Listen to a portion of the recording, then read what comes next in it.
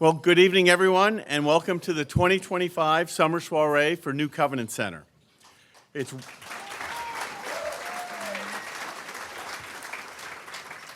As always, the weather has cooperated. It's wonderful to see this room filled with such energy, generosity, and shared purpose.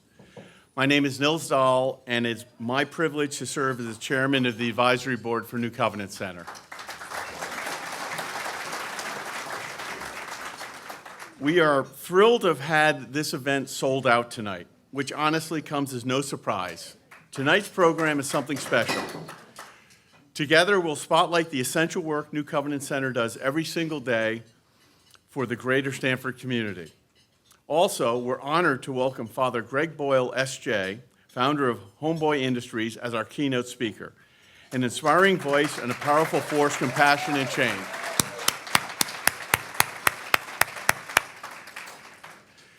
This evening is about sustaining the heartbeat of New Covenant Center. Every dollar raised tonight supports the center's daily operations, feeding our neighbors 7 days a week, 365 days a year.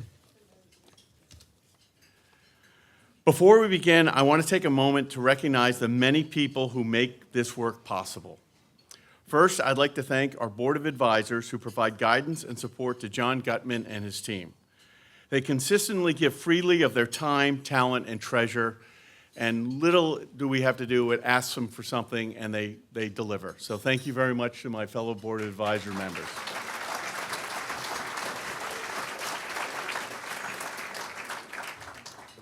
Next, the dedicated event committee. All of the planning, the logistics, the creativity you see tonight is all thanks to the countless hours of effort for our planning committee. And once again, yes, and we are very lucky. We really don't have to twist people's arm to join the committee. We have a cohesive group, and we're very lucky to have that. And tonight's event shows that. A heartfelt thank you as well to our corporate and individual sponsors, whose generosity ensures that we can keep showing up for our community.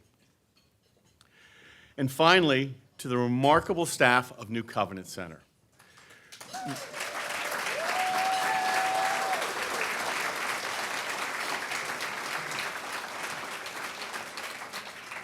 With limited resources, they provide a wide range of critical services day in and day out. You'll hear more about the extraordinary work throughout their evening. Now, to officially open tonight's gathering, it's my pleasure to welcome two longtime friends of New Covenant Center, Monsignor Robert Canali of St. Aloysius Parish and Rabbi J. Tel Rav of Temple Sinai, Stamford, who will lead us in the opening prayer. Monsignor, Rabbi.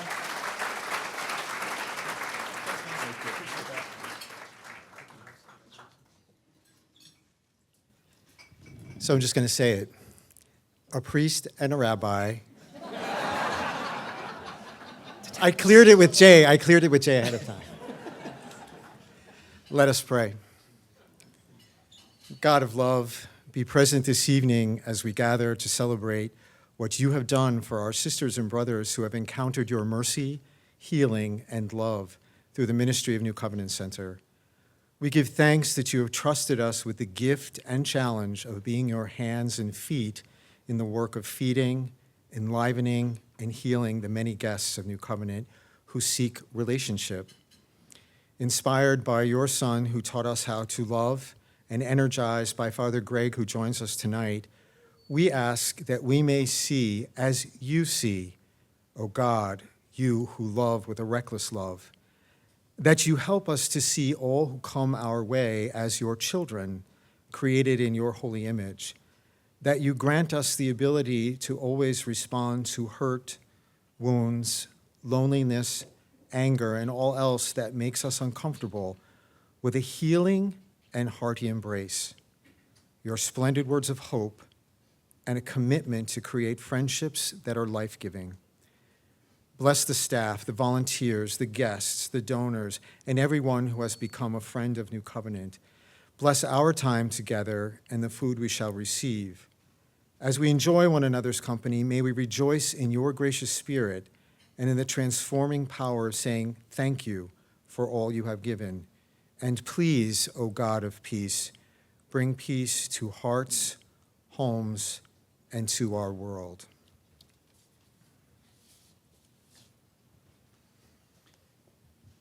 One of our prayers finishes with the words, Hu Eloheinu ein od. It's God. There is no other. But another translation of those words is, there is nothing else beside God. And so when Father Canali says, look, rabbi means teacher. He is my rabbi. When he says that we are the hands of God, it is built into the essence of our tradition. When we look around the tables, you should see the image of God looking back at you. And the words that he closed with are translated in Job as Oseh Shalom Bimromav. May the one who creates peace on high bring peace down onto earth. But the way that that is made real and manifest is through you. And so may we all see the ways in which we can make that happen tonight, and can we join with God in being God's agents here on earth and making the world into a better place. We're going to sing those words. Many of you will know them. The lyrics are on the screens. And if you don't, by all means, join in with a ya la la. It always works nicely as well. Oseh Shalom Bimromav, Hu Ya'aseh Shalom Aleinu, Ve'al Kol Yisrael, Ve'imru Amen. Ya'aseh Shalom, Ya'aseh Shalom, Shalom Aleinu, Ve'al Kol Yisrael. Ya'aseh Shalom, Ya'aseh Shalom, Shalom Aleinu ve'al kol Yisrael. Ya'aseh Shalom, Ya'aseh Shalom, Shalom Aleinu ve'al kol Yisrael. Ya'aseh Shalom, Ya'aseh Shalom, Shalom Aleinu ve'al kol Yisrael. Ya'aseh Shalom, Ya'aseh Shalom, Shalom Aleinu ve'al kol yoshvei tevel.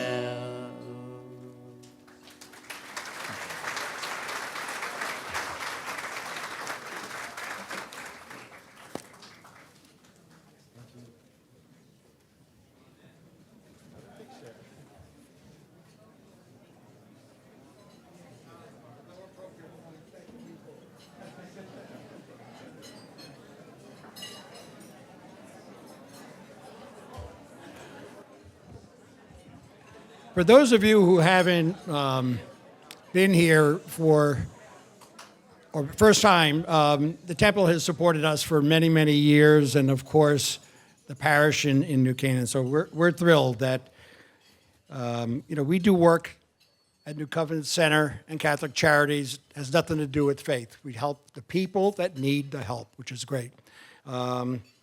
So it was really a special honor to see these two gentlemen up shoulder to shoulder. I know they've been good friends for a while, and I appreciate that. Thank you again.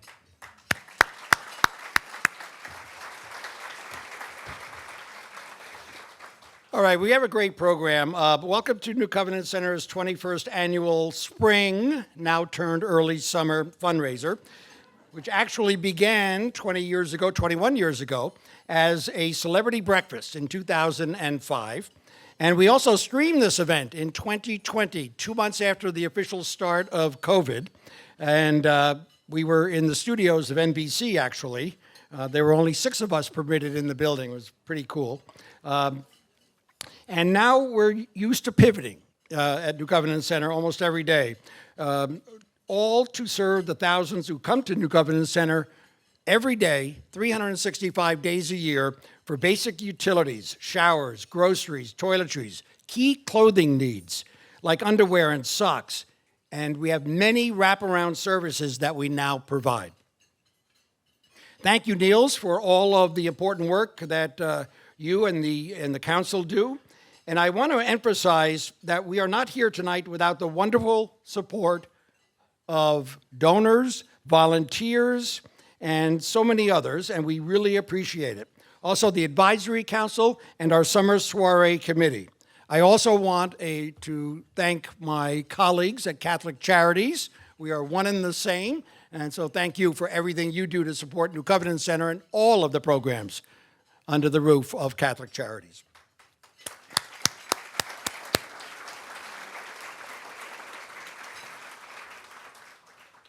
I want to recognize those who have joined us for the first time this evening with a show of hands, please.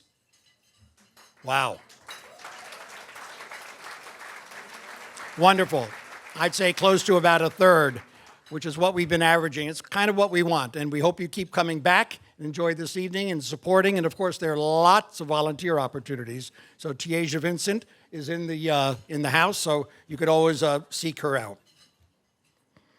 We continue to be open 7 days a week, 365 days a year. You're clapping. Sometimes the staff is not so thrilled about it. Hopefully it was a staff member. To focus on providing breakfast, lunch, and dinner mostly every day during the week. Our food pantry is now open 15 days in each month. We distribute important healthy proteins, dairy, vegetables, fruits, and shelf-stable items to about 1,600 individuals once a month. This food comes from the state and local food banks, other nonprofit food rescuers, and most of the specialty grocery stores in our area. We also do 2 major food drives each month and could use more help, so I'm on a recruiting mission tonight. If anyone has a business or you belong to a civic or a religious organization that's not already helping New Covenant Center, we'd love to hear from you. Again, that would be Tiaja Vincent, our volunteer coordinator. Some of our new friends here tonight may not be aware of all of the other wraparound services that New Covenant Center offers and provides. Giving our guests sustenance every day is absolutely crucial. It's a basic utility and a human service, without a doubt. But the reality is that practically all of them have multiple other issues that they're dealing with. And sometimes it takes our terrific case management team of Lisa and Yvette, who've been together now for a couple of years, to flush that out, because it's not so easy sometimes to get the eyes and the ears of people who need it. It's a special art, and I appreciate all the case managers in our Catholic Charities and all around the county in the nonprofit world.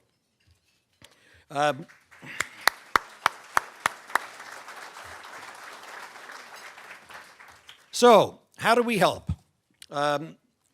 Here's a slide about employment. Fourth quarter 2024, there were 7 clients who were part of the job preparation program, and 2 secured part-time employment as local landscapers for the spring and summer of 2025.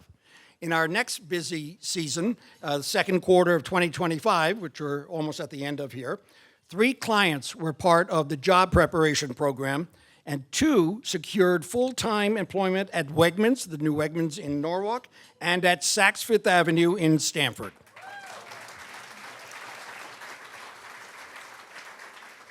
And the 3rd client is being prepared as we speak for upcoming interviews at area restaurants. And we're going to keep that ball rolling because it's so crucial to put people on paths to a better life. Next, we also help with housing. So for the past year, 59 clients participated in our housing assistance program with our partners Pacific House, the men's shelter, and Inspirica House, the women's and kids shelter, to obtain overnight shelter. 7 of them have obtained permanent housing, which is fantastic. And that first step is getting into the shelters, and 33 of the 59 obtained a bed at one of the overnight shelters. So that is the first step to getting on a path to sustainability. And thirdly, we make a lot of referrals. So those are tangible things that we do every day. We've made 50 medical referrals and 24 mental health referrals. The mental health part is a huge piece of the problem of a lot of our guests and other nonprofits. guests. We have so many partners, just listing a few here: Building One Community, FS Dubois Center, Liberations Programs, and Stanford Health. Thank you for all of your partnerships.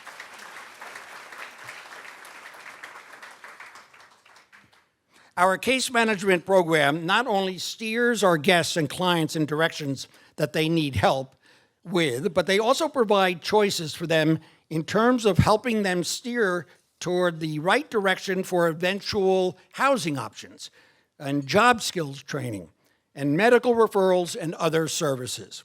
At New Covenant Center, we also provide choices in our food pantry and cafe. In our pantry, there are choices among multiple proteins, vegetables, potatoes, dairy, and more. In our soup kitchen cafe, our guests make choices every meal. So I'd like to give you a story. Volunteer Jim Clark works at Merrill Lynch, but still takes 2 days every month to prepare and serve dinner to our guests.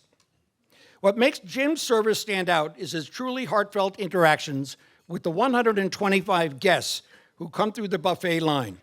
Jim engages in conversation one-on-one with them. It takes a little while to get through the line with them, but everybody's okay with that. And he asks simply, "How are you doing?"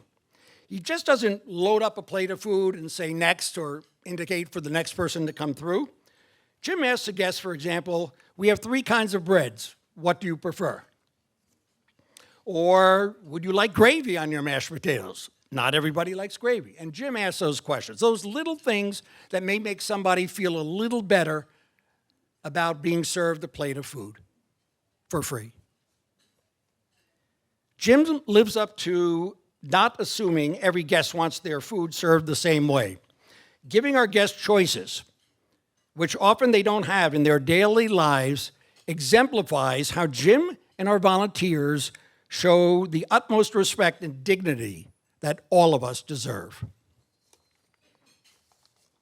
Having choices. New Covenant Center is putting a tremendous amount of resources behind programs and services that will help the hungry and the homeless and disadvantaged find better paths to get out of the buffet line and find paths to a better life. We are doing so much more at New Covenant Center for so many, and we hope you will continue to support us or support us for the first time this evening in keeping our important work going. Thank you.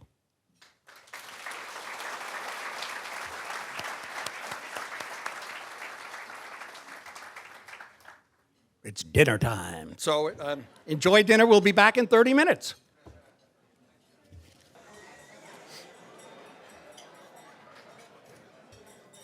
So we're going to start our program now. We want you to continue eating and just ask that you just eat and not speak so that we can share with you what we'd like to share. Thank you very much. Enjoy the rest of the evening. It's going to be a great one. Thank you.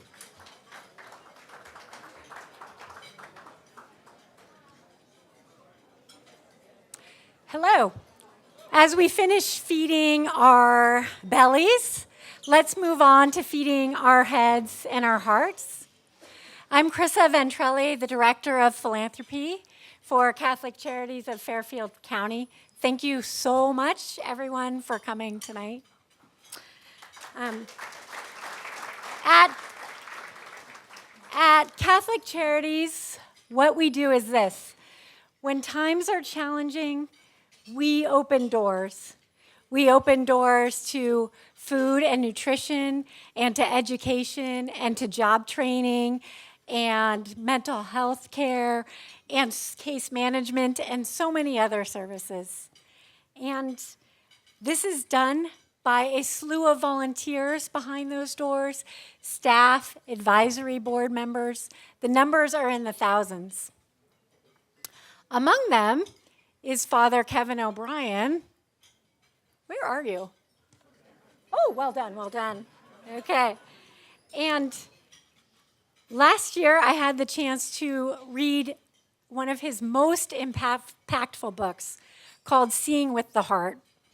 And in that book, he encourages all of us to find people to be around who are there to make the world, he says, more good, more beautiful, and more just.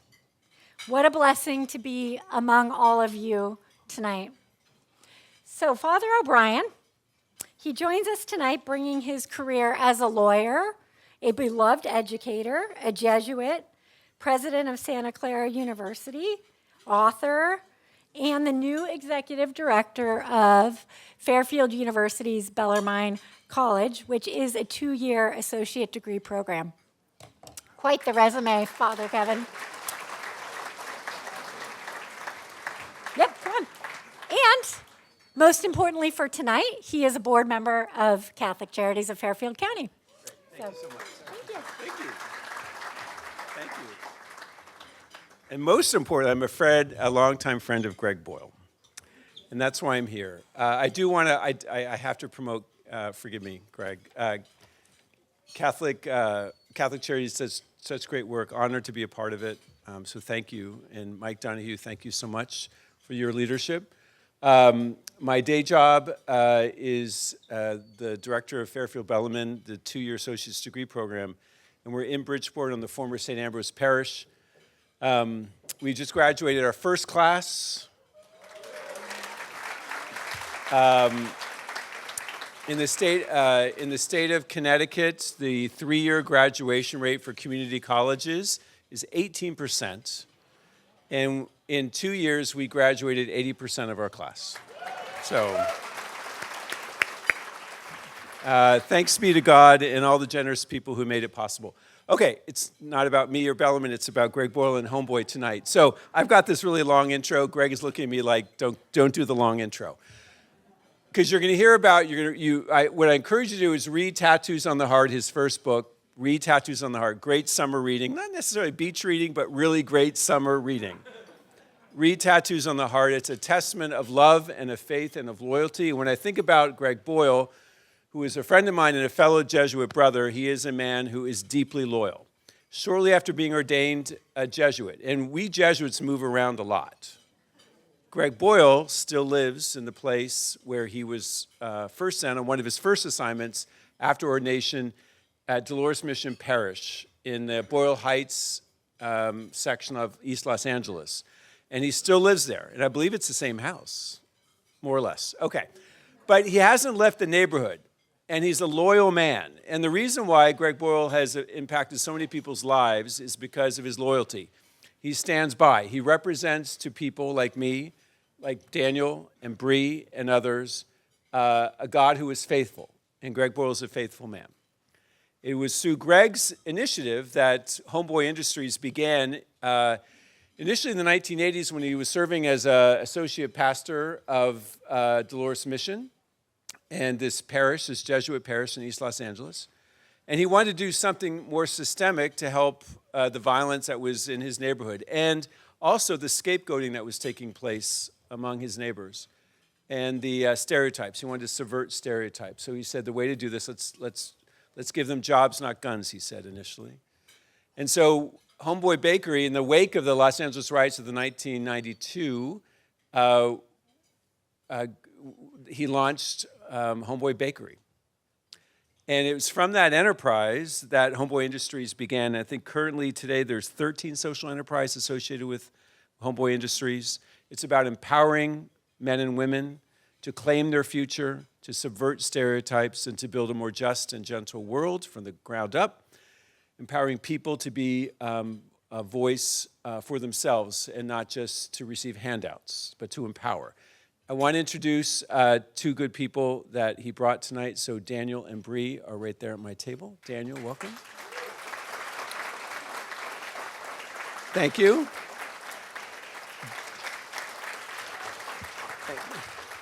Just a heads up, Greg, you might have a little trouble on the plane tomorrow with Bree. That flight out was not the best experience for Bree, so be good to her tomorrow. Give her your nice seat on the plane.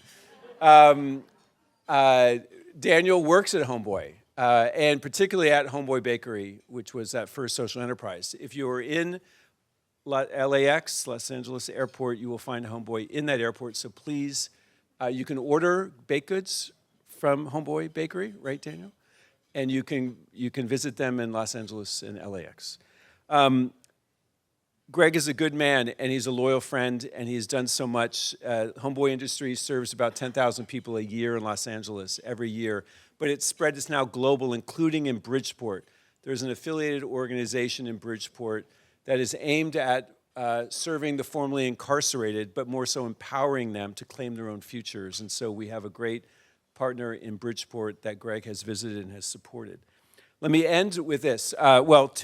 His latest book is called Cherished Belonging. You're going to hear a little bit about this tonight. Great read. And this is a book that we need to read, given where we are in the country and in the world. If you want to find hope, if you want to find a path forward through the challenges we're facing, Cherished Belonging is a faith-based, human-centric, clearly prophetic way forward.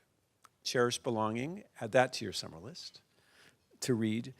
I think Greg Boyle would be, I believe this would be the case, that Greg Boyle is probably the only person who can claim two distinguished honors. The Latari Medal from Notre Dame, which is the highest honor given to a Catholic in this country, and also the Presidential Medal of Freedom that he received last year from President Biden.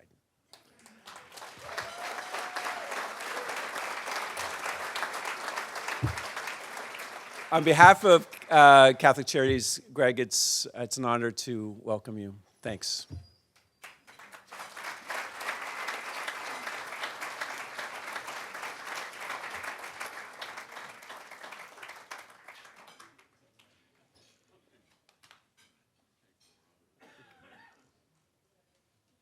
Thank you, Kevin, for that kind introduction. Thank you for mentioning that presidential medal. A homie texted me when he heard about it, and he said, "Hey, I heard you got some presidential pardon or something." I said, "Yep, kind of like that." It's a real privilege to be with you this evening, and thank you for highlighting Bree and Daniel. It's been a privilege and a pleasure to travel with them. I'm going to take this out. So, I look at a group like this, and I think, this it reminds me of what Martin Luther King says about church, that this event tonight is not the place you've come to, it's the place you will go from. And you go from here to imagine something totally different. Today we were at the new Covenant Center, and it just blew us away. It was, my hat is off to you, John, and to Mike, and everybody there. It's just a remarkable place of kinship and connection, and a place where you could clearly feel that the folks who arrive there feel safe, seen, and cherished. So that becomes a model of what we go from this place tonight to do. And so we go from this dinner to imagine a circle of compassion, and then imagine nobody standing outside that circle. And we go from here truly to dismantle the barriers that exclude. And we want to cling to the things that matter to the God of love, inclusion, nonviolence, unconditional loving kindness, and compassionate acceptance. We go from here to stand at the margins, because that's the only way they'll ever get erased, is if we stand out at them. And so we stand in the New Covenant Center and the Catholic Charities here. You stand with the poor and the powerless and the voiceless, and you get to stand with those whose dignity has been denied and those whose burdens are more than they can bear. And you go from here, and you might even be able to have, what a blessing, to be able to stand with the easily despised and the readily left out, with the demonized, so that the demonizing will stop. And you get to go from here to stand with the disposable, so that the day will come when we stop throwing people away.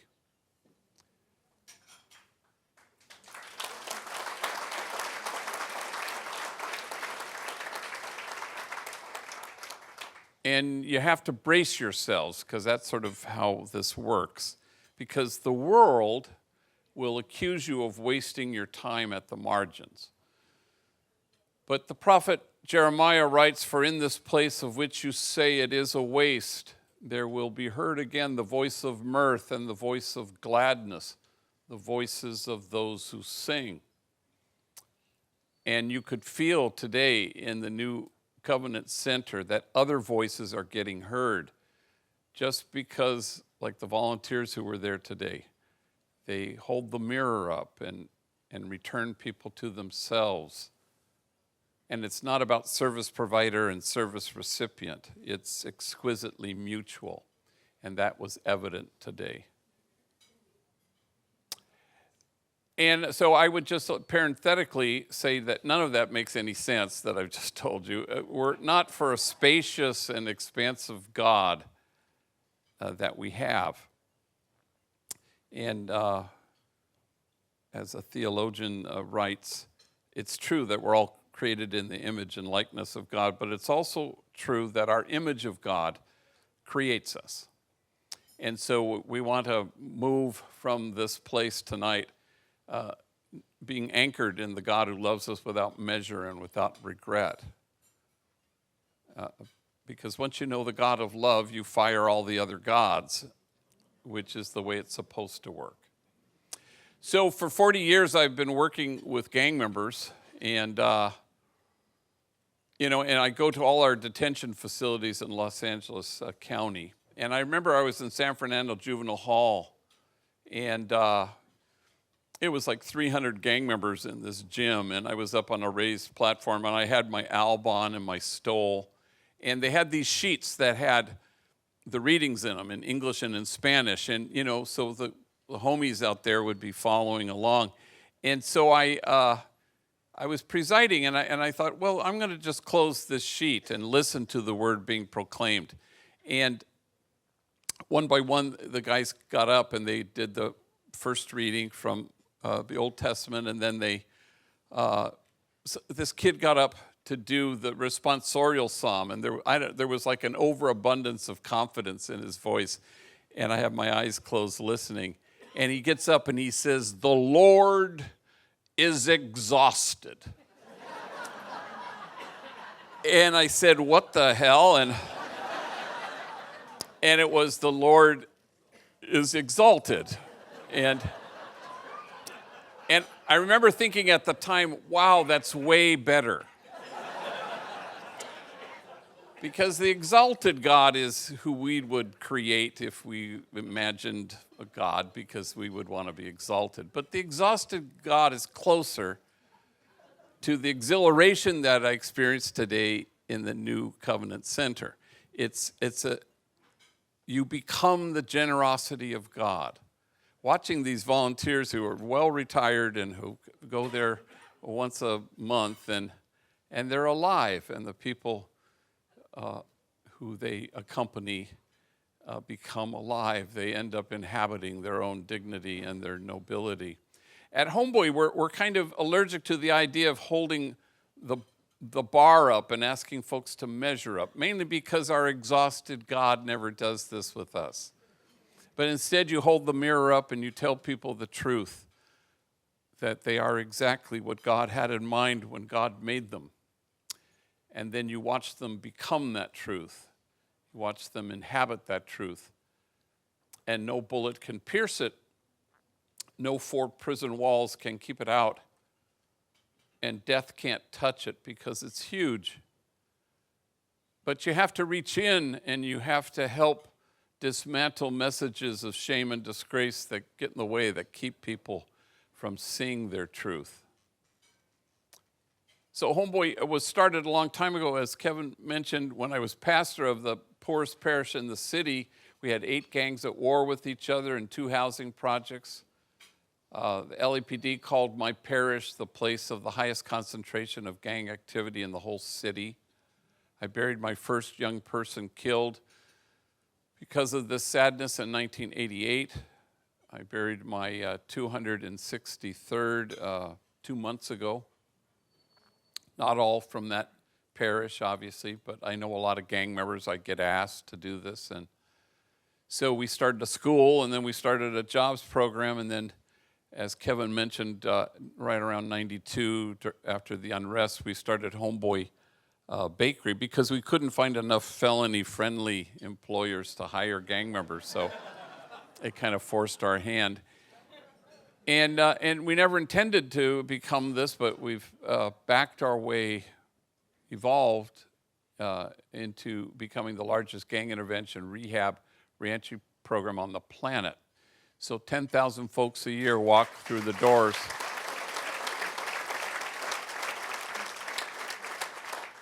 And like the folks who walk through the doors at New Covenant, they come barricaded behind a wall of shame and disgrace, and the only thing that can scale that wall is tenderness. And a great many of the folks who walk through Homeboy come with what psychologists might call a disorganized attachment. Mom was either frightened or frightening, and you can't calm yourself down if you've never been soothed. And so you want them to come into a place where they feel safe above all. And homies, especially who've done a lot of years in prison, will come in and say, we're used to being watched. We're not used to being seen. And we talk about wraparound services, but today at New Covenant, it was clear that nobody was being watched. Everyone was being seen, which is really qualitatively quite different. But it's tough with people whose obstacles are many and whose trust level is not high. And one of our businesses, we have actually 14 now. We just added the 14th, dog grooming, which we call puppy fades. And the homies love that. But one of our businesses, Homeboy Silkscreen, it's been around, it just celebrated 30 years, and hundreds of enemy rival gang members have marched through there over the 30 years, where they print shirts, thousands of shirts for high schools and universities and parishes, and high quality work, reasonably priced. We UPS to the greater Fairfield area. I'm just saying, but years ago, one of the guys who runs the place, Ruben, he texted me and he said, I'm sending Gilbert to you, which can't be good. Now, I've known Gilbert for a lot of years, and his and I know his story, I know his family. He grew up in the projects. If his story had been a flame, you'd have to keep your distance, otherwise you'd get scorched. I would not have survived a single day of his childhood. And so I know this can't be good. So he comes in, it's 20 minutes away, and he arrives. I flag him into my office, and I said, what happened? And he says, well, supposedly, I stole some T-shirts. I said, did you? And he goes, yes. Well, it wasn't exactly stealing. I mean, it was 3 T-shirts, and there were thousands of them. And I said, well, let me see if I got this right. Let's say I need a car. I want a car. I go to a car lot. There are 1,000 cars there. I mean, I take one car. It's not really stealing because there's 1,000 of them. And he says, exactly. And we looked at each other for like a beat, and then we just fell out of our chairs, howling with laughter. And so you learn to lean in with curiosity rather than judgment, so that you can find the thorn underneath, as the homies say, so that you can understand stuff. You know, I'm a Jesuit like Kevin, and the homies don't really know what a Jesuit is, but there are 3 of us who work at our place. We have 800 employees and 3 Jesuits. And my office is glass enclosed, so I can look out onto the floor of Homeboy. and where it's just teeming with people, and I can see who walks through the door, and every seat is taken, and so we have tours. So I invite you to come by, and the tours are great. The homies give the tours, and we have like 8 a day from people from all over the world. And so all of a sudden, I'm having a meeting with 2 homies in front of my desk, and a tour group just plants itself right in front of my glass-enclosed windows, and it's one of those, observe our founder in his natural habitat kinds of moments. And so I wave faintly. And the guy giving the tour, his name is Osvaldo, and the homies would say of him that he has a loud-ass voice. And so he goes, "This is Father Greg Boyle. He is the founder of Homeboy Industries. He is a jiu-jitsu priest."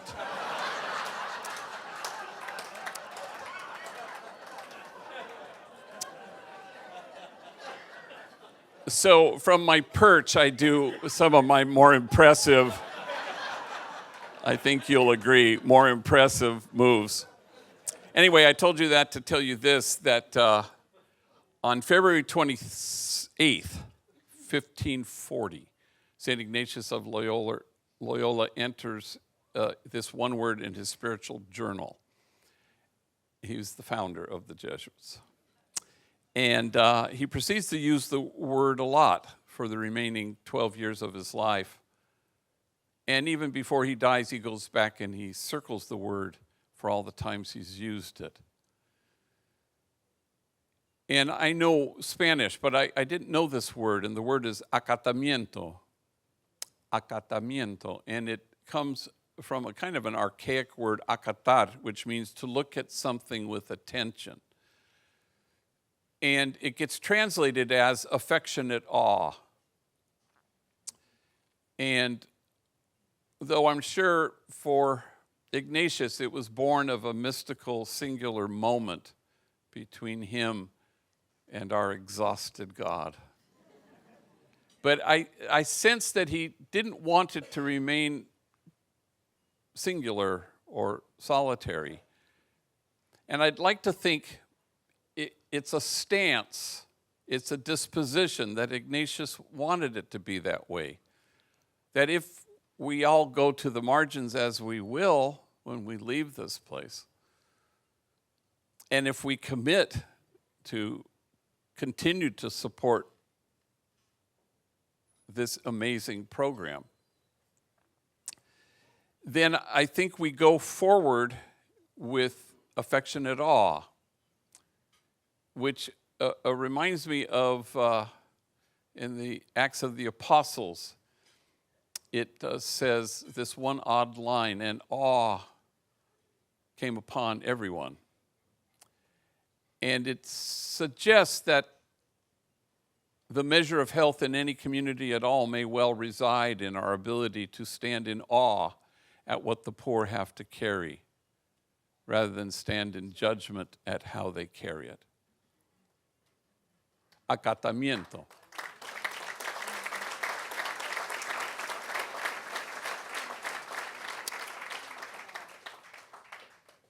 So many years ago, I was invited to speak to 600 social workers in Richmond, Virginia. And it was what we used to call in those days a gang in-service. And so they would, social workers would commandeer a hotel ballroom, and they would, you'd have to sign in and get credits, and you'd go from 9 to 5, and you'd have workshops and breakout sessions and keynotes. And I'd done a lot of keynotes, trying to help people understand that no hopeful kid has ever joined a gang in the history of the world, and no kid is seeking anything when he joins a gang. Every kid is fleeing something. So how do we help infuse hope to kids for whom hope is foreign? And how do we help heal the traumatized so that they can transform their pain and no longer need to transmit it? and how do we deliver mental health services in a timely and culturally appropriate way. So that's kind of what you do from 9 to 5 in workshops, breakout sessions, and keynotes. So I'd done a lot of these, and so I said yes, and so I bought my ticket. As happens sometimes, I pull out the invitation just before I am to fly, and to my horror, I discovered that I was to be the only speaker from 9 to 5 all damn day. And also, as the homies would say, I said, oh, hell no, I'm not going to be the only speaker. So I invited two trainees in, two enemies, two rivals. Adrian, who was an African-American gang member, and Jose. And they're in our 18-month training program. They were like in their 9th month. And so I sit them down and I said, look, at the end of the week, you're flying with me to Richmond, Virginia.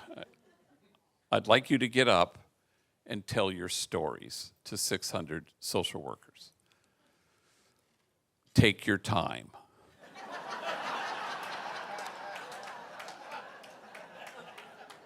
Because we got a long-ass day to fill. Well, I'd never heard their stories before, and so Jose gets up first in front of these social workers. And, he was a gang member, shot caller, in prison, heavily tattooed. At that juncture, in his 9th month, he had sort of glommed on to our team that works with substance abuse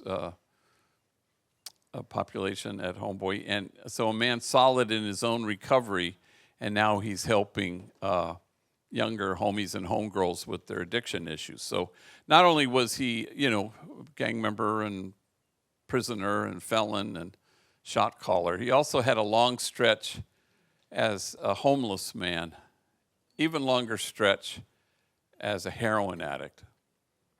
So he gets up in front of 600 social workers and he says, I guess you could say my mom and me, we didn't get along so good. I think I was 6 when she looked at me and she said, why don't you just kill yourself? You're such a burden to me. Well, 600 social workers audibly gasped. And he says, it sounds way worser in Spanish. And we got whiplash going from gasp to laugh. But then he continued, I think I was 9 when my mom drove me down to the deepest part of Baja California, and she walked me up to an orphanage, and she knocked on the door, and the guy came to the door, and she said, I found this kid. And she left me there for 90 days. Until my grandmother could get out of her where she had dumped me, and my grandmother came to rescue me. My mom beat me every single day of my elementary school years with things you could imagine and a lot of things you couldn't. Every day, my back was bloodied and scarred. In fact, I had to wear 3 T-shirts to school each day. First T-shirt because the blood would seep through. Second T-shirt, you could still see it. Finally, the third T-shirt, you couldn't see any blood. Kids at school, they'd make fun of me. Hey, fool, it's 100 degrees. Why are you wearing 3 T-shirts? And then he stopped speaking, so overwhelmed with emotion, and he seemed to be staring at a piece of his story that only he could see. And when he could return to words and said through his tears, I wore 3 T-shirts well into my adult years because I was ashamed of my wounds. I didn't want anybody to see them. But now I welcome my wounds. I run my fingers over my scars. My wounds are my friends. After all, how can I help heal the wounded if I don't welcome my own wounds? And awe came upon everyone. Acatamiento, affectionate awe. The measure of our compassion lies not in our service of those on the margins, but only in our willingness to see ourselves in kinship with them. For the truth of the matter is this: if we don't welcome our own wounds, we may well be tempted to despise the wounded.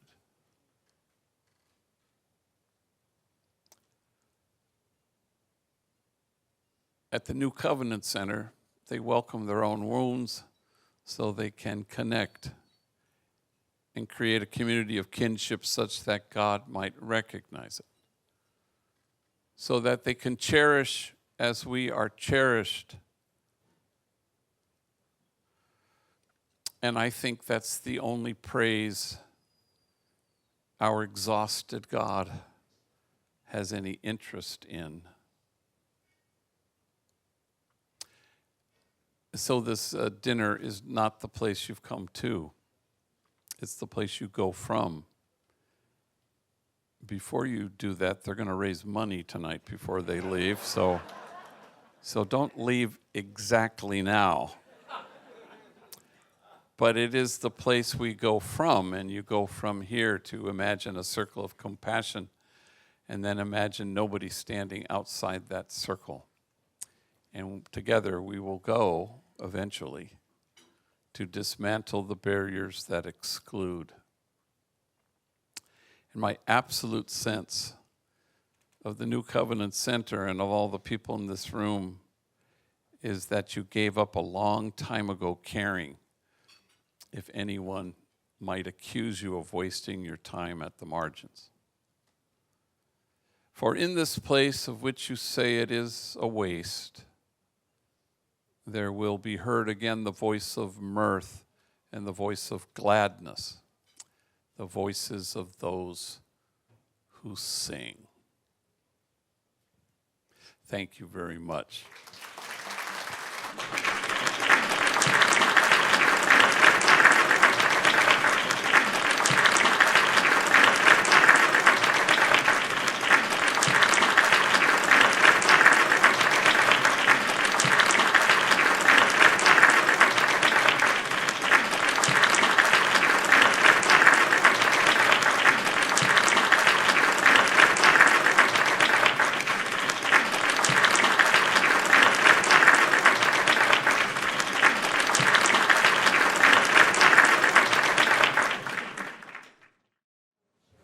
Thank you, Father Boyle. That was riveting and certainly got deep into my craw, the stories you told. And thank you for first of all, coming to New Covenant Center today and recognizing what you saw and what we see, what the staff sees and works with every day. So thank you. Very uplifting for us. Unfortunately, the issue of hunger and homelessness is increasing. Sometimes it's 2 steps forward and 1 step back. More times it's the other way around. So we engaged the juniors and senior students from St. Luke's School Digital Content Team. They're in New Canaan. And you're going to see a video that they produced for us. These are 17 and 18-year-olds. That addresses the hunger and homeless challenges. They came to our place and they observed. And they're going to share through their lenses, their passion. So I want to introduce that video to you right now and hope you enjoy it.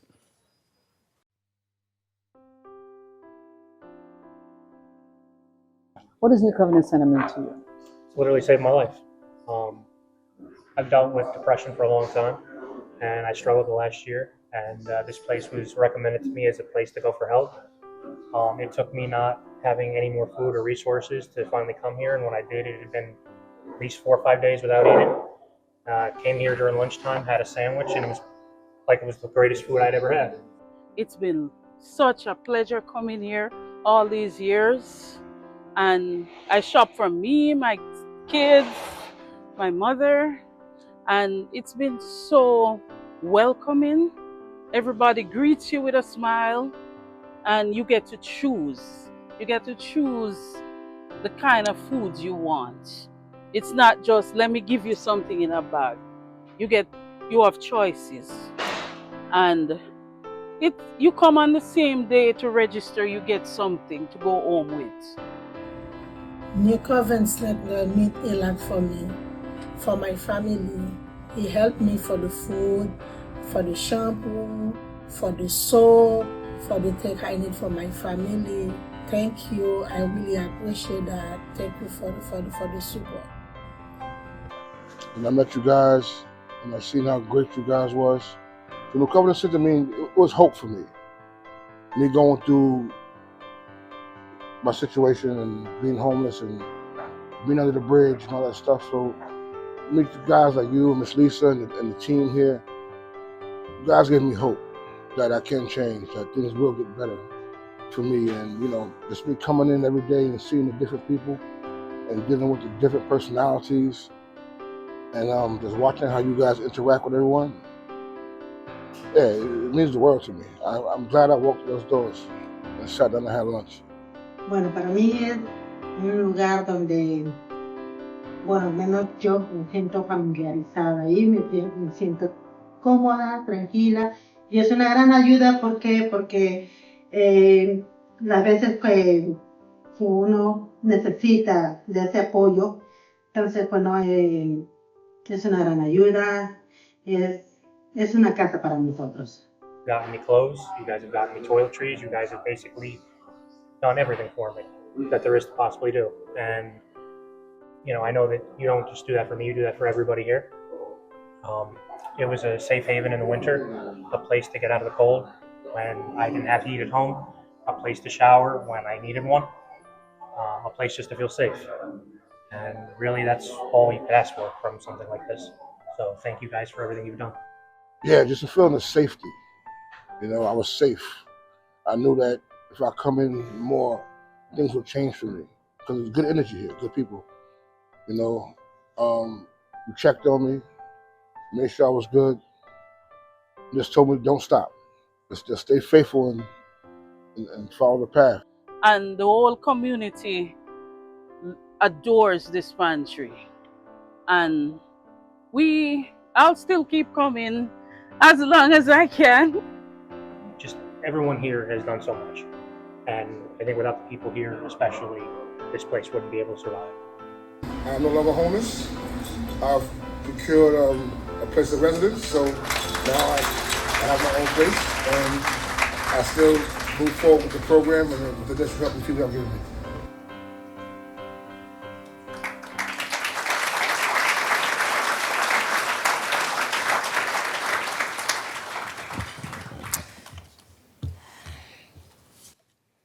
Good evening, everyone. My name is Lisa Hines-Simpson, and I'm one of the assistant directors here at New Covenant Center. It's just so awesome to have a full house of supporters of our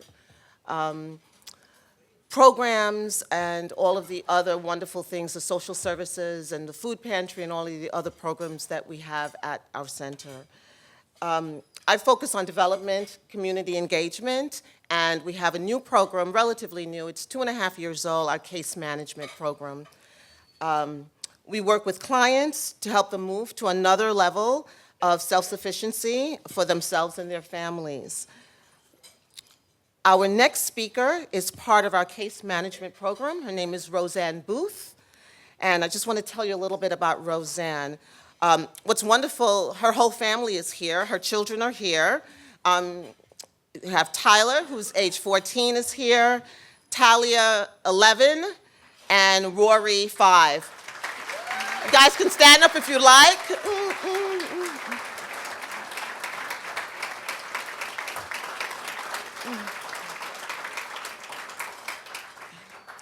Roseanne was born here in the U.S. to immigrant parents of Jamaican descent. She has an associate's degree in liberal arts, and her story is one of resilience, staying focused, and creating a new plan for one's life when the tide turns. And as they say, when life happens.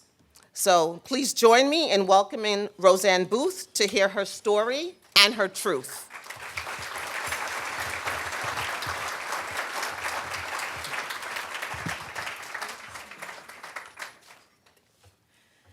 Hello, everyone.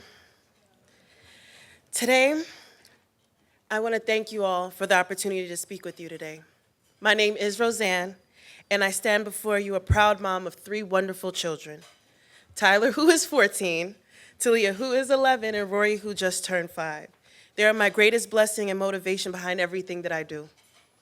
Today, I want to share my story of resilience, hope, and incredible support that has helped me navigate through life's toughest challenges. In 2020, during the pandemic, I welcomed my youngest child, Rory, into the world. He was a beacon of joy during a time where everything was so uncertain. However, shortly after his birth, I faced a crisis that I could not have imagined. We were homeless after losing my main source of income in Momentum Solar.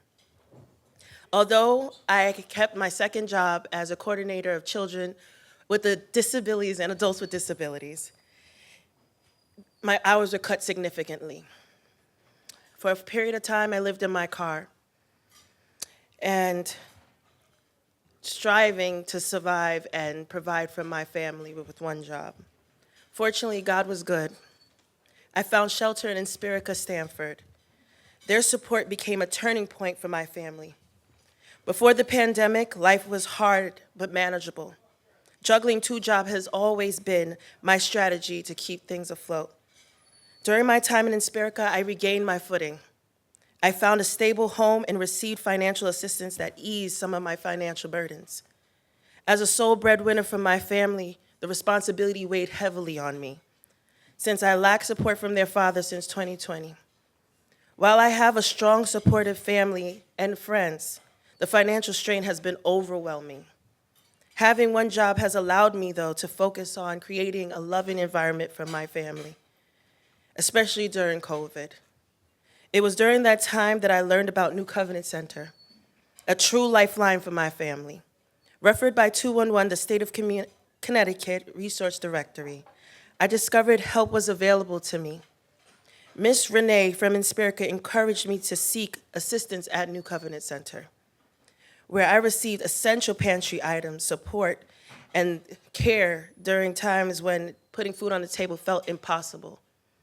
I will always remember the kindness of Miss Lisa, who provided me with much-needed supplies during one of my most challenging moments.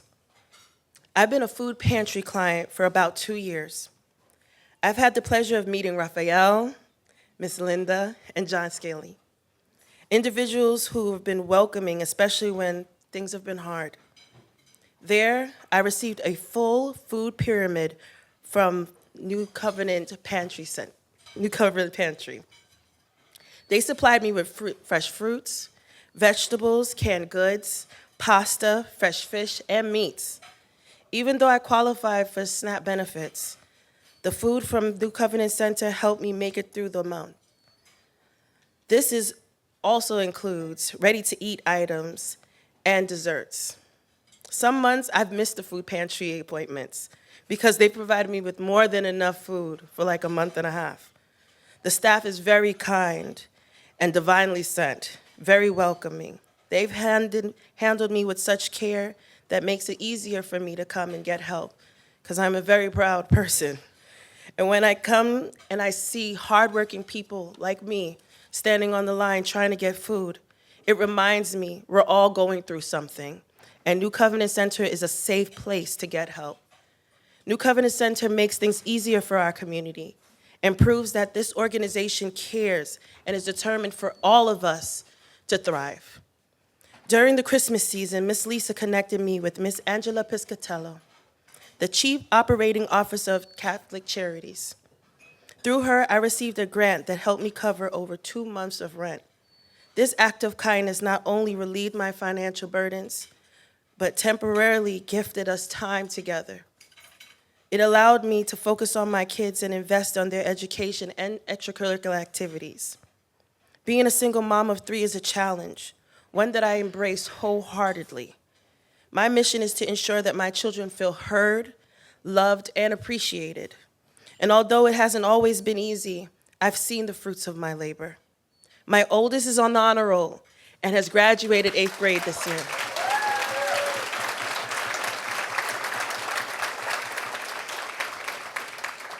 Talia, my middle child, grades have increased and significantly changed. And Rory now, he's 5 and he's writing his name. As a mom, I am so very grateful, and my thanks starts with all of you and supporters like you and the place like New Covenant Center and generous donors. I can truly embrace being a mother and the blessings of motherhood. I'm also a very proud owner of Island Girl CMOS, a business that has allowed me to create a brighter future for my family.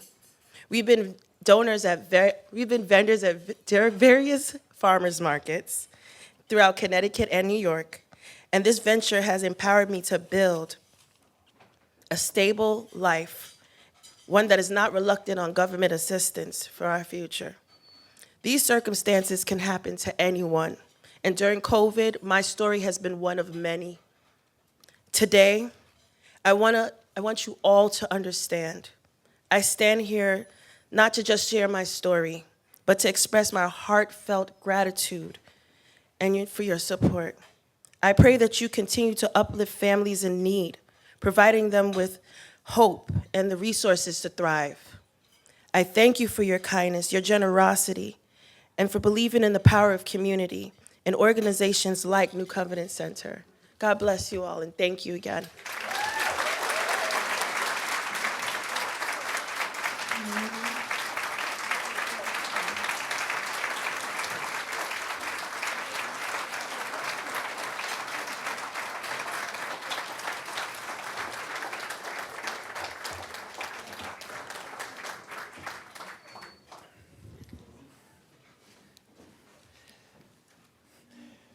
Wow, thank you, Roseanne, for having the courage to come up here and tell your very personal story.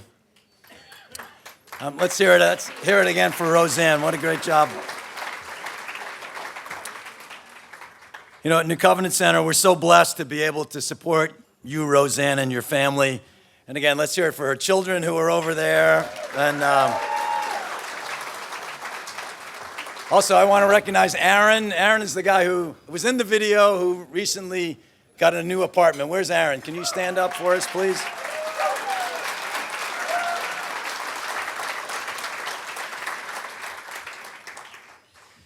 All right, so for those of you who don't know me, I'm Mike Donahue. I'm the executive director of Catholic Charities of Fairfield County.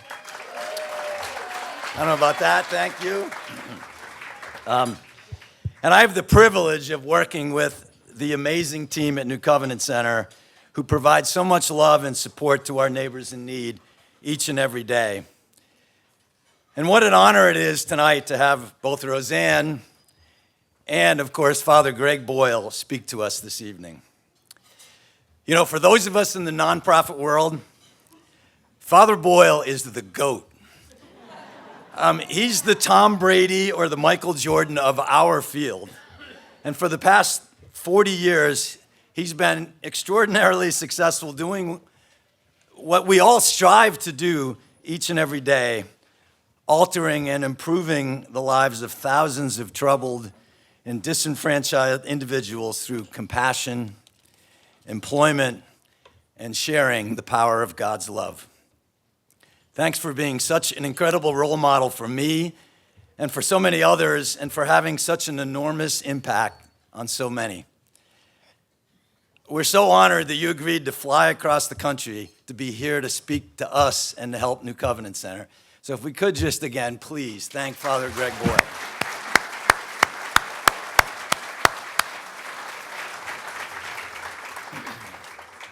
And I think you've heard this a lot tonight, but many of you know New Covenant Center, and we are a program of Catholic Charities as the largest daily soup kitchen and food pantry in Stamford. Food's important, certainly, but it's just the beginning. Everyone who walks through our door, like Roseanne and her family, are facing challenges. And you never know what those challenges are. But our focus is on how do we provide guidance and wraparound services, in addition to food, to give them that hand up to a better life. And there's so many parallels to the amazing work that Father Boyle and his team do at Homeboy Industries. We too are all about second chances. So many of our guests tell us of the importance of finally being seen, something that Father Boyle talked about today, and being around people who offer hope and encouragement in their darkest days. It's that cherished belonging, and by the way, you're all going to receive a copy of Father Boyle's latest book called Cherished Belonging. So please make sure you pick them up on the way out. I think they're on the desk on the way out. Okay. But it's that cherished belonging and the healing power of love that Father Boyle talks about. For thousands of Stamford area residents, New Covenant Center gives them hope, connection to resources, and the loving support that each and every human being deserves. And today the need is so great. Due to the rising cost of rent, food, and basic needs, 15% of Connecticut residents are food insecure. That is just unacceptable. And in Stamford, it's 1 out of every 6 children who are food insecure.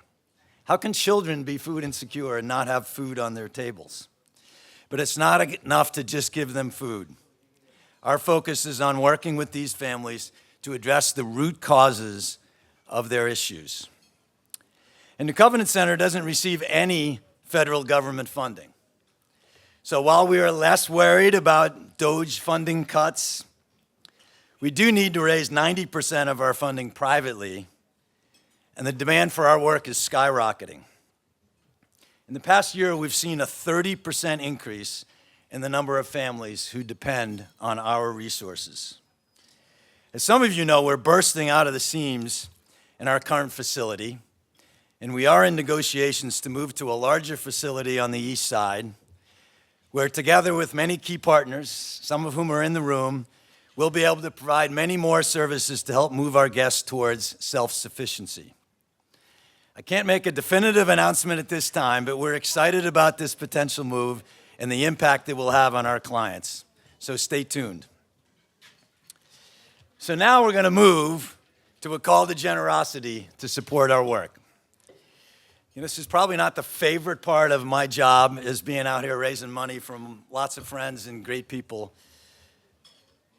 But as you've heard tonight, the work that you help us support is incredibly important, and it goes so far in this community. It's also, since it's not likely we're going to hold our harvest table event this fall, tonight will be our only major fundraiser for this calendar year. So please give generously to help so many people like Roseanne and her family.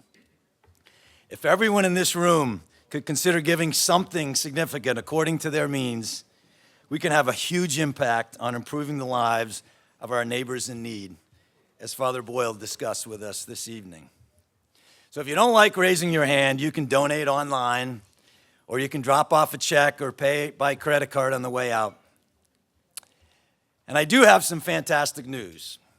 We're extremely blessed that during this call to generosity tonight, the first $100,000 in gifts pledged this evening will be matched due to the extraordinary generosity of 3 anonymous donors, some of whom are definitely in this room today.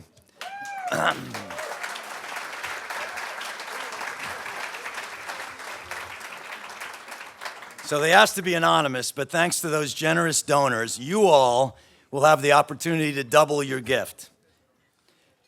And I want you to think about your donation as a tax-deductible investment in creating that cherished belonging that Father Boyle talks about for our community members in need. So if I could ask John Gutman to come up here and join me, we are going to start the call to generosity. Before I do that, though, I want to give a shout out to John and to Lisa and the entire team at New Covenant Center, who do an amazing, amazing job. You know, being open 365 days a year is quite a chore, but John and his team do it with grace and compassion and class. And if I could ask all the New Covenant Center and Catholic Charities employees to stand up in the room, please. Could you please stand up and be recognized? Thank you.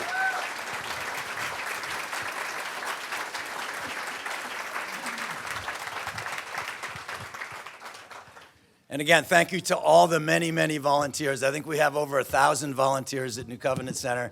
If I were to think about what it would cost us to operate New Covenant Center without those 1,000 volunteers, it'd be crazy. So with that, it's time to start our call to generosity. Now, John, initially we were going to start at the $15,000 level, but we had somebody come up to you during the dinner, and I don't think we have a slide for this, but we're going to start with anybody who could commit $20,000 in our call to generosity. We had one person earlier now who said, there he is in the back, number 347. Andy, thank you so much. Thank you, Andy Parker. Thank you. Thank you so much. So just to remember how this works, everybody has those paddles, and hopefully you have those paddles. Don't be afraid to lift them up. All right, next we're going to go to the $15,000 level. I have one right here, 349. Thank you so much. 278, Linda Coe, Linda and Bruce Coe. Thank you very much. Number 345, I think that's Susan and Andy. Thank you so much. Thank you. $15,000. Thank you. Incredibly generous. We really appreciate your help and support. All right, let's go to $10,000. What do we advertise for $10,000 donation, John? Provides 2 months of counseling and referral by our very important case managers who we've highlighted this evening. Okay, who could help us at $10,000? Over here, 153. Thank you so much, $10,000. Number 151 in the back. Thank you so much. Number 203, George, thank you very much. Thank you. $10,000, incredibly generous. Fantastic. Thank you. All right, we're going to move this along. Let's go to $5,000, John. Mike, before we do, one moment, please. Okay. We just have an anonymous donation of $6,000. And they have a note that they've handed to me. We are proud to donate $6,000 on behalf of the M&M team. So thank you very much. M&M team. Okay, thank you very much. Okay, next we're going to the $5,000 level. Go ahead, John, please. It provides, as the screen says, 2,000 nutritious lunches for 1 month. All right, $5,000. I see a 147. Thank you, Patty and John. Number 177. Number 119. Number 183. Number 154. Thank you, Jay and Mary. Number 167. Thank you, Michael. Number 332. Thank you very much. Number 135 over there. Thank you very much. Number 103. Doesn't your husband work for a nonprofit? Please be careful with that. Number 144, thank you, Dr. Bill Bessler. and Mary Beth. Number 149, thank you, Bob and Lisa. Number 146, thank you so much over there. $5,000 donors, going once, going twice. Thank you so much. Thank you. This money's going to go a long way. Thank you for your extreme generosity. Much appreciated. All right, let's go to $2,500. John, what can people get for $2,500? And Mike? Well, 1 second. This year, we actually were able to give out 100 insulated backpacks for our Café guests that was paid for by somebody else. It was one of the most generously received gifts by our clients, these backpacks. So we'd like to do it a few more times in the next year or two. $2,500. Okay, $2,500. Who can help us? Michael, 208. Thank you very much. Number 139. Thank you. 351. Thank you, Ann and Bob.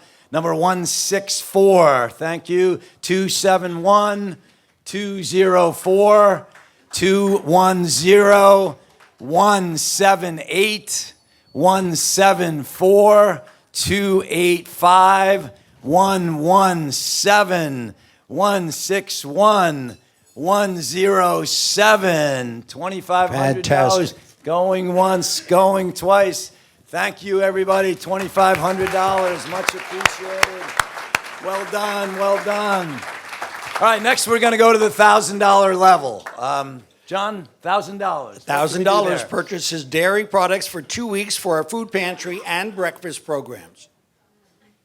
Okay, $1,000. Who can help us at that level? That's 156 171 334 141 272 148 155 343 128 140 162 134 123.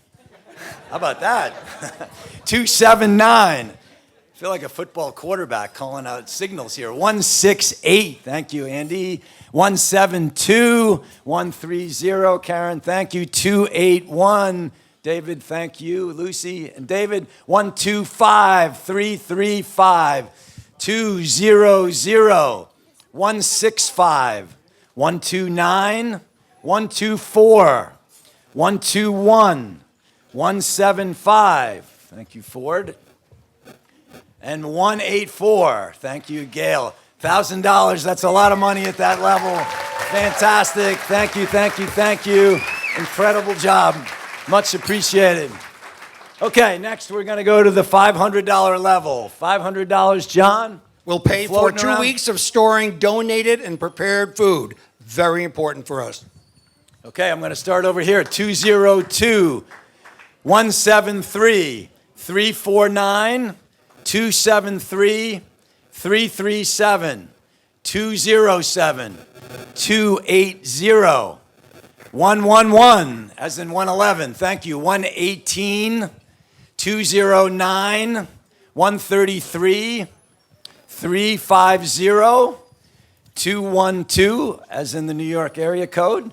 276. Monsignor Canali, thank you on behalf of St. A's. Thank you on behalf of yourself, and thank you. How about grace by the blessing today with Monsignor and Rabbi Jay? That was fantastic, really fantastic. Okay, let me continue. 205 352 145 110 137 338 342. Thank you very much. The $500 level. We're raising a lot of money for a great cause. Thank you very much. Okay, this is the last level we're going to call out. If you have other levels you'd like to give, you can certainly check out at whatever level makes sense for you. But the last level we're going to do here at the Call to Generosity is $250. John? Provides $250. about 3 months of gas for our refrigerated van. Okay, 250. Who's going to go there? 109. Thank you. 108, 163, 159, 169, 158, 341, 282. 282. Did I miss? 122, 331. Anyone else I missed in the back? 336. Okay, that's perfect. That's everybody. Whoop. What number? Turn it around. 340. All right, the last one you made me work for it a little bit, which I appreciated. There's still time to give. So thank you, everyone. On behalf of all of us at Catholic Charities and New Covenant Center, I can't thank you enough. Please check on the way out. If you've given your credit card, they can charge it automatically, but if you want to visit the desk, please do that on the way out. And again, it was mentioned earlier, I just encourage all of you to become part of our team. And there's lots of ways you can do that. You can volunteer to serve a meal, and I promise you, you will get more out of it than you give when you come and volunteer and you serve a meal. You can serve on our advisory board, but please spread the word about our work. Just you being here tonight, this is, I think, the largest crowd we've ever had for this event. I'm confident we raised the most money that we ever have at this event. Thank you to Father Boyle for that and for being here. And Father Boyle has also been gracious enough that he's willing to take some pictures after, do a little meet and greet. But the final thing we're going to do is ask Father Boyle to come up here and say a closing prayer for this event. So again, our main speaker, the GOAT, Father Boyle.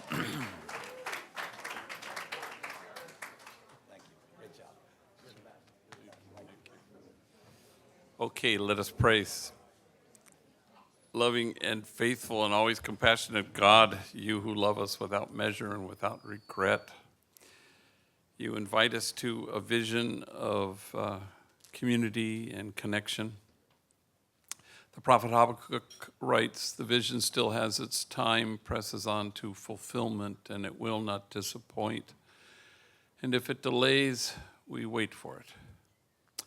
But we don't wait with your grace, with our arms crossed and tapping our feet. We want to make something happen.